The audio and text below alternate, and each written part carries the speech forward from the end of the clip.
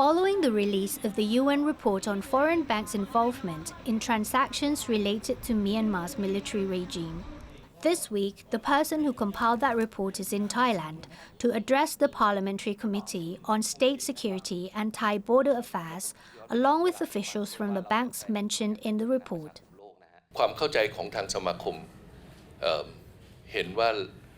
เป็นข้อกล่าวหาที่ค่อนข้างรุนแรงแต่คราวนี้ถ้าบอกว่าคำตอบคือเราทุกธนาคาร comply ตามกฎระเบียบกฎเกณฑ์ผมยืนยันในฐานะสมาคมธนาคารว่าเรา comply เพราะว่า This is the argument from the Thai Bankers Association after they listened to the summary of the UN report by Tom Andrews, who is the special rapporteur on the situation of human rights in Myanmar. The report says that some Thai banks have been involved in financial transactions on arms sales to the Myanmar military regime. How do you know that? How do you know that? What is the due diligence, the specific steps you're taking in your due diligence process? As some questions were raised on the evidence used to support this UN report, Tom Andrews asked back if the banks have ever scrutinized those 260 companies he mentioned.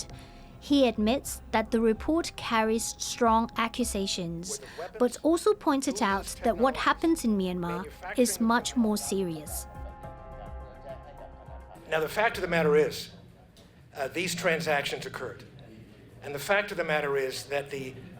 amount of weapons being transferred from Thai-based companies and facilitated by Thai-based banks doubled in the last year. That's a fact. The chairperson of the Parliamentary Committee also agrees that there needs to be an investigation into the list of companies mentioned in the report. During the hearing, the banks were requested to scrutinize transactions of two Thai companies in their connections to a company in Myanmar who trade jet fuel, which were allegedly used in the Myanmar conflict. They found that one of the companies has a Myanmar national on the shareholders list. Another has a Thai national shareholder. Both companies were wholesalers of petroleum products. And the transactions were made through Krung Thai Bank and Kasikorn Bank. Most of the questions during the 4-hour hearing were directed at the Ministry of Foreign Affairs, especially the implications of the report on Thailand's chance to become a member of the UN Human Rights Council this October. The Deputy Permanent Secretary of the Thai MFA says that Thailand takes human rights issue very seriously, as well as the well-being of the Myanmar citizens. He added that Thailand does not support violence.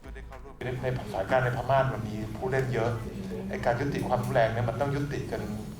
ด้วยกันหลายฝ่ายซึ่งมันเป็นเรื่องที่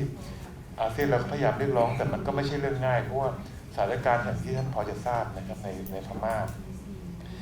แล้วก็ต้องขอย้ำอีกครั้งว่าท่าทีของไทยเนี่ยคือเราไม่สนับสนุนความรุนแรงทุกรูปแบบต่อประชาชน The meeting didn't lead to any solid conclusions. The Thai banks insisted that they were not involved, but said they would look into the transactions of the companies as listed in the report, while the Bank of Thailand and the Anti-Money Laundering Office agreed to work on stricter measures to prevent any problems in the future. The Parliamentary Committee also indicated that they might invite the UN to help with the investigation, like the UN did with Singapore the year before, which led to an 80% reduction on arms trade to Myanmar.